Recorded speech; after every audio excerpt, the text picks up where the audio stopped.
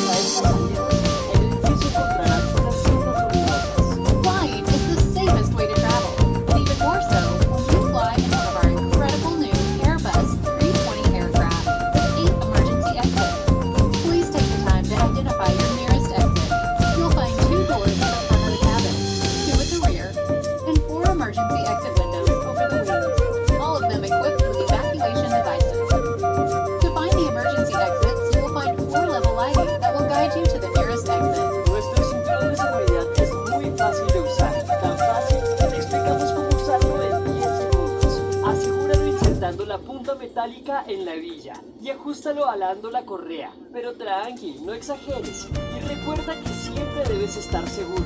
Para desabrocharlo, facilito, solo levanta la hebilla. Si una turbulencia inesperada llega, pilas, que no te coja mal parqueado. Por eso te recomendamos mantener el cinturón abrochado en todo momento, incluso si la señal del cinturón está apagada.